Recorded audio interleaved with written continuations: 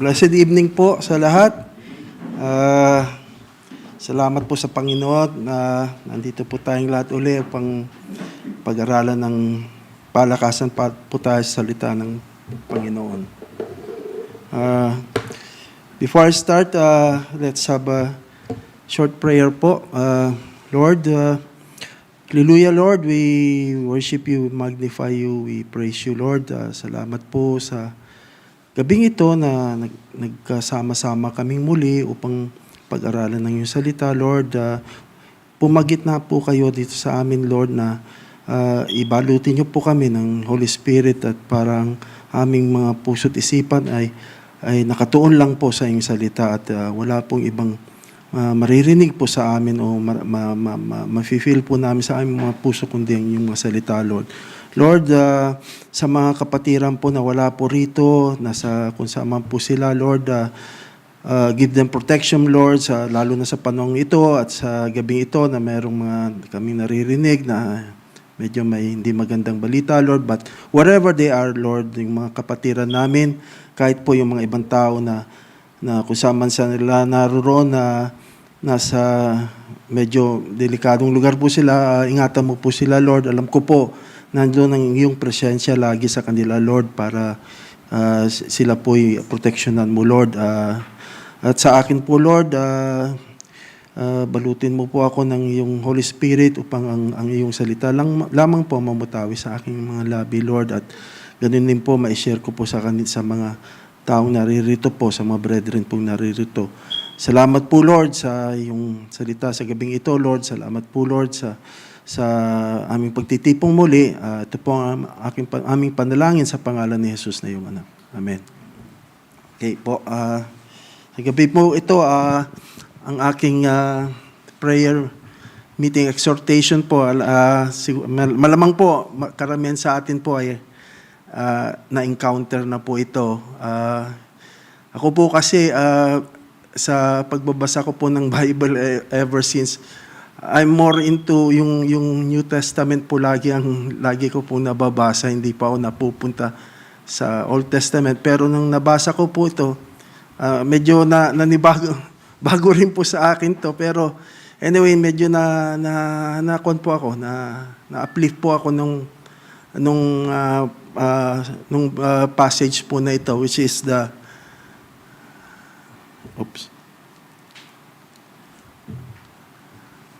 sorry po. Ito po ay the prayer of Hannah. Ito po yung explain ko lang po ng mabilisan. Ito po yung prayer ni Hannah, yung unang prayer niya po, nung mayroon po siyang hinihiling sa Panginoon po. Ito po yung prayer na to kasi dalawa po yung prayer niya. Actually, ito po yung una. Actually, dapat pagsasamahin ko pero mukhang medyo mahaba po kaya dito na lang po ako nag-concentrate po sa isa. Makikita po matatagpuan po yung passage na to sa 1 Samuel 1 verses 10 to 11 and KJV. Ito po ang nilalaman po ng passage na yon. Siguro po ako na lang po magbasa kasi hindi ko po mailagay sa isang page. Ako na lang po magbabasa po sa inyo. Okay.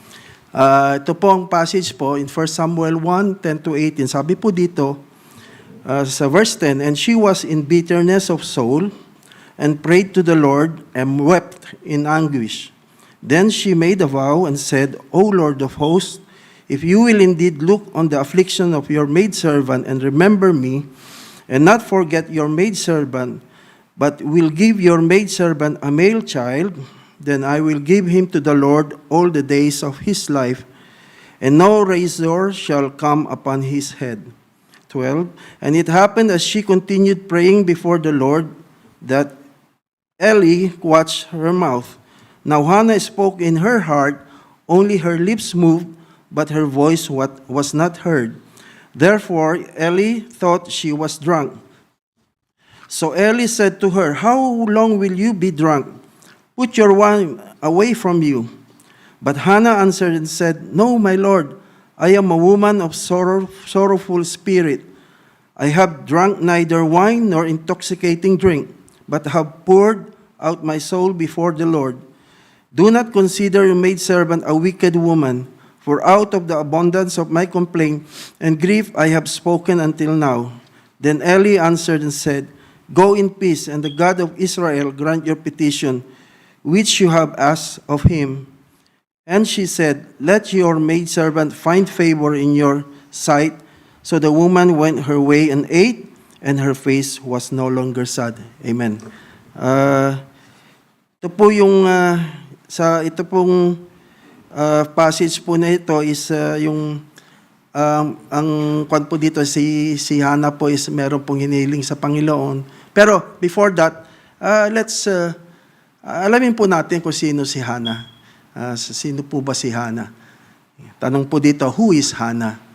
Okay, si Hannah po, ang pangalan niyang Hannah, by the way, means grace or favor in Hebrew, which is ganun nga po yung actually yung pangalan niya is talagang ganun ang nangyari sa kanya, which in she got for which is it's a fitting name for her since it reflects the blessing she received from God. And the second thing po, si Hannah, she was one of the two wives of Elkanah. Ito po si Elkanah is a Levite who is living in the hills of Ephraim. Ito po si Elkanah, yung asawa po. Dalawa po sila. Isa po siya sa asawa ni Elkanah. And she was barren. She was barren and cannot conceive. Kaya nga po, unlike yung isang asawa po na si Peninnah, she has children of her own. Kaya nga po, naging dahilan noon para si Peninnah,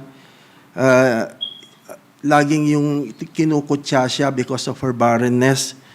She's always ridiculing her and mocking her because of that. Constantly, every time she sees her, ganun po sinasabi niya. Then, the other thing is, Elkanah loved Hannah dearly. Although, si Hannah nga is barren, although she is barren, and despite her inability to have child by Elkanah, mahal pa rin po siya. He showed his love and affection by bringing her always to the feast of Shiloh.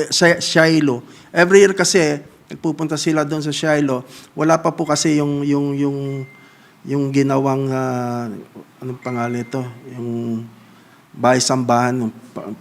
Nung time na yon, nandun po yung tabernacle nasa Shiloh po nung mga time na yon.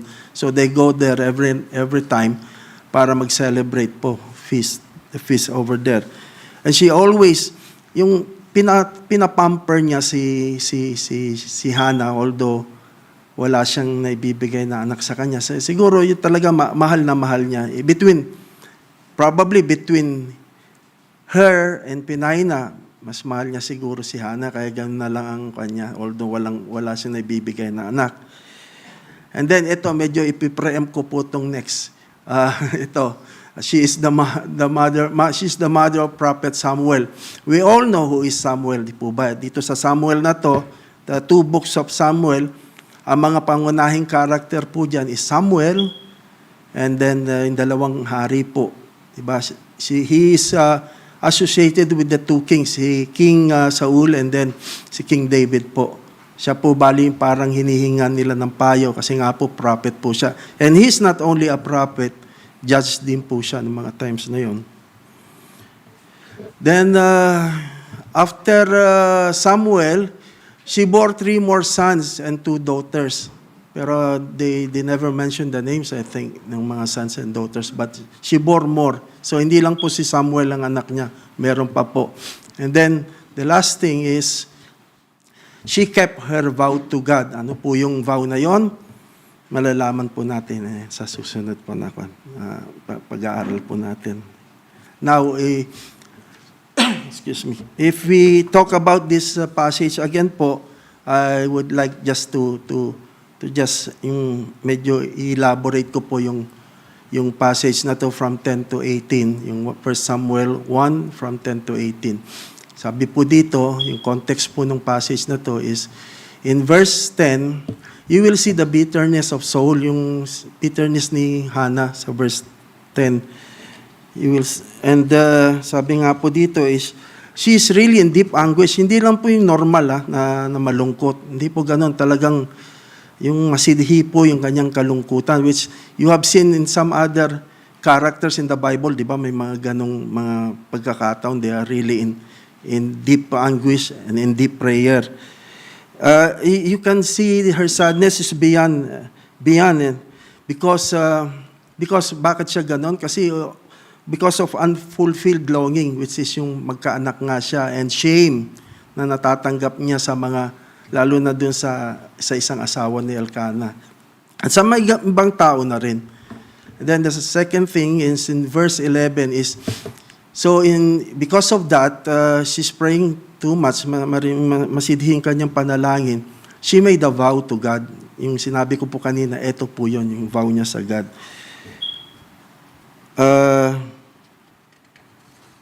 Ang vow niya po is, sabi niya po dito, Hannah appeals to God about her sufferings and humiliations. Yun na nga po yung kinabi ko kanina.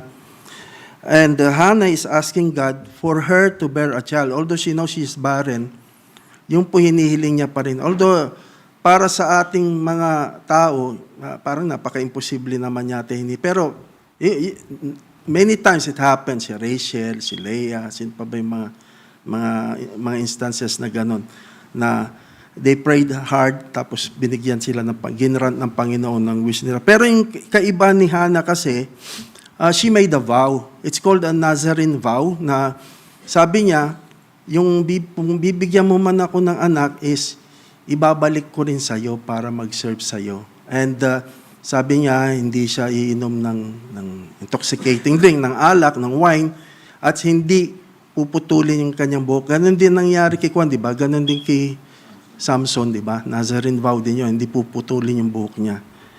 So, anyway, during that time, kasi kung makikita mo si Hannah that time is nakluhod, tapos umiiyak, talagang mahagulgol, pero wala kang maririnig na boses sa kanyang bibig. Nagmumurmur siya, pero wala lumalabas na boses. So, si Eli, ito sa verse 12 and 30, he misjudged her, na akala siya ay lasing. Lasing siya. Kaya sabi niya, bakit nandito itong babaeng to sa tabernacle, nagdadasal, ng lasing?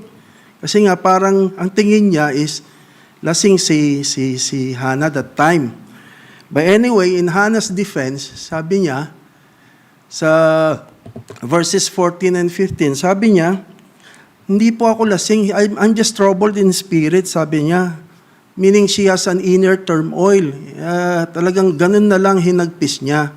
At hindi niya maalis sa sarili niya yung ganong yung outlook niya, yung ganong nakita siya ni Eli na sa ganong posisyon na akala mo nga lasing. And because she's pouring out her soul only, that's what she meant. I'm just pouring out my soul. She is emptying herself. Just imagine, no? Ayaw ko kung dumating po tayo sa pagkakataon na gano'n na yung talagang yung very sad po tayo na alam natin wala na tayong masasandalan kundi siya lang. Na siguro nangyari sa akin, pero siguro hindi na as kasing lalim ng nangyari kay Hannah. But there comes a time in a man's life sa atin na mangyayari talaga to sa atin na talagang hindi mo na alam gagawin mo kundi buti nga ganun nga iniisip natin hingi tayo sa Panginoon, hindi yung ibang bagay na hindi maganda. At least yun, maganda yung iniisip natin na yun. Although hindi natin alam kung anong kahihinatnan ng ating prayers, but still, no, sabi nga lagi tayong we don't expect anything, but we have to pray even we don't expect anything back from Him. Tapos, sa verse 16 naman, Hannah is asking for grace from Eli. She told him, I am not a wicked woman. A wicked woman in the sense, hindi siya yung masamang babae, hindi ibig sabihin ganon. Salita nila doon, she's telling, I'm worthless. I am worthless kasi nga hindi siya magkaanak. But although ganun ang pagkakasabi ni Eli sa kanya is, she replied in dignity under the false accusations of Eli. Nag-reply pa rin siya sa yung magandang reply. Hindi siya yung nasaktan o nagalit sa sinabi ni Eli. Hindi po. Ganun po ang makikita mo yung characteristic ni Hannah dito na she's very, yung humility niya nandun talaga eh. Mabuting tao talaga siya eh. At dahil doon, nakita rin ni Eli yung ginawa niyang, yung reasoning niya, at saka yung paraan ng nung nalaman niya, at saka paraan ng pagpipray niya, Eli gives his blessing. Alalahanin po natin si Eli is, siya isang Levite, high priest, at siya ang namamahala ng tabernacle. So, just imagine, if He gives you His blessing, na alam mo, isa siyang ng Panginoon, alagad ng Panginoon, ano pong mararamdaman mo ng mga time na yun? Kung ako si Hannah, ano mararamdaman ko when He give His blessings? So, at si Eli is ginamit ng Panginoon as an assurance for her bitterness, no, na para mapalitan yung bitterness ng peace. And Eli's blessing is a prophetic permission for Hannah to trust him. And then next one po is in verse 17. I think this is the last one. The transformation. Ito po, yung transformation natin is Hannah's transformation. Nung nalaman niya na ganun nga, sinabi na ko ni Eli na, I bless you that whatever you prayed for is God will grant it. So Hannah finds favor and accepts Eli's blessing. And because of that, nakita yung resulta na her body responded to that, naging very iba yung aura, naging iba yung aura niya, at umalis na siya, nakakain na siya, because she cannot eat that time, no? Even eating, nahihirapan siya. Saka yung outward expression niya, talagang masaya na siya nung na-bless siya. Nung sinabi ni Eli na, God will bless you, whatever you wish for, God will grant it. Though Hannah, just tingnan mo lang po yung ni Hannah, no? Though hindi niya pa po natatanggap yung blessings na yon from God, is because hindi pa naman siya nagbubuntis noon eh. But the way she acts is that if the prayer is answered already. So ganun po ang kanyang faith. Napakalalim po ng kanyang faith na nabigyan po siya ng blessings ng high priest, is ganun na lang po nag-iba yung pananaw niya sa buhay. Which is at the end, it's alam po natin in the following verses, passages, alam po natin na yun na nga yung sinabi ko kanina na pinanganak niya si Samuel, and then during the young age of Samuel, he offered him dinala niya si Samuel kay Eli para doon. Bata pa lang si Samuel na talagang tinupad niya yung kanyang vow sa Panginoon. Anyway, in summary,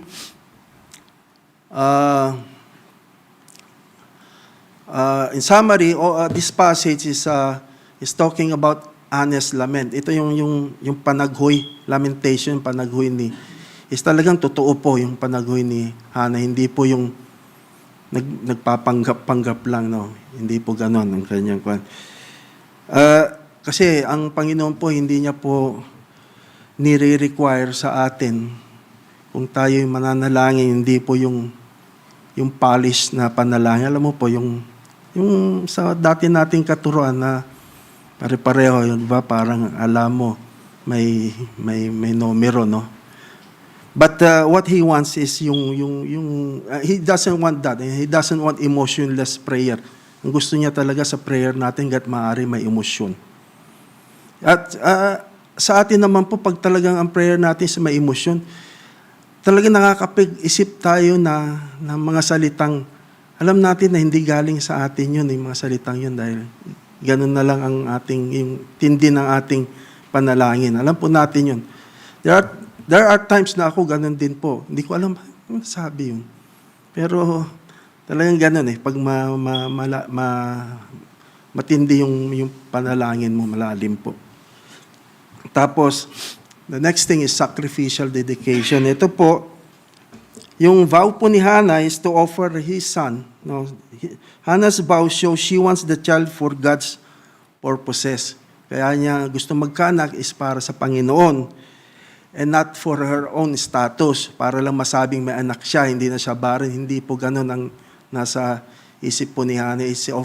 Para sa Panginoon pa rin. Hindi po para pang sarili lang po.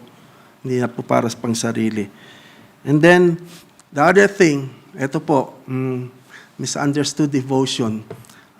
Ito po is, hindi sa lahat ng oras, yung mga leaders po natin, yung mga pastor, o kung ano man, hindi sa lahat ng oras yung, anong tawag dito, yung, anong term doon, yung hindi sa lahat ng oras is yung, minsan nami-misjudge ka nila eh. Hindi, yung, ano bang tawag nila doon, yung, forgot the term.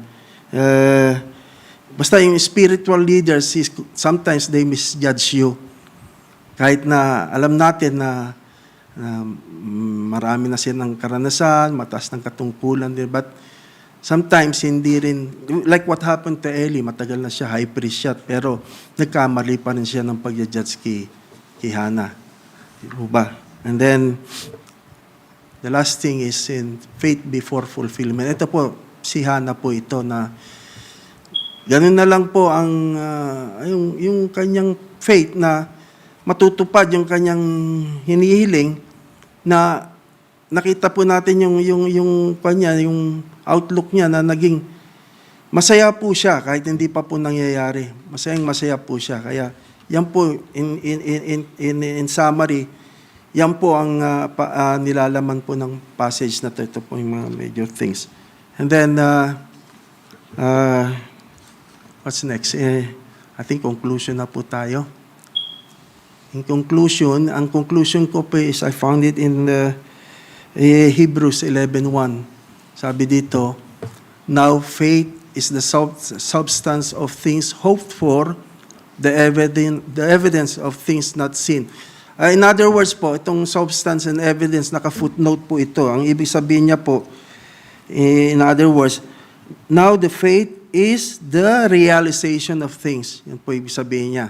It's the realization of things hoped for and the confidence of things not seen. Talaga po, no, by faith we understand that pananampalataya, naunawaan natin na ang sanlibutan ay ginawa sa pamamagitan ng salita ng Diyos at tayo pong lahat ay dapat manalig po sa mga salitang iyon ng Diyos. Kaya we live that every day, we breathe that every day. Tinuturo lagi sa worship, sa PM, sa Bible study. We always study that. So, dapat talagang ganun po ang ating dapat mindset na ang faith po natin is dapat malalim po na sa salita ng Diyos. Yun lang po. Let's pray po. Lord, salamat po Lord sa iyong salita Lord na pag nilay-nilayan namin ngayong gabi Lord. Salamat po sa mga binibigay mong protection sa amin sa pang-araw-araw Lord. Lord, ito pong faith ni Hannah Lord ay sana po maranasan din po namin ang ganitong klaseng faith na alam namin, lalo sa panahon ngayon, in times of uncertainty, lalo na po sa lugar na to na hindi namin alam ang mangyayari ngayon, bukas, lagi na lang pong pabago-bago ang pangyayari dito. Pero nakasalalay po kami sa iyo, Lord. Andun ang faith po namin sa iyo. And we continue on praying for that, Lord, na maging malalim po ang faith namin na kagaya po ni Hannah. And Lord, salamat po sa yung salita na ito, Lord, at salamat po sa buhay ni Hannah na nabigay namin example ngayong gabi, Lord. Sana naway maging malalim po ang pangunawa namin sa mga salita mo, Lord, at magpatuloy po kami sa sa pagsaliksik ng iyong mga salita. Salamat po. Ito po ang aming panalangin sa pangalan ni Jesus ng iyong anak. Amen.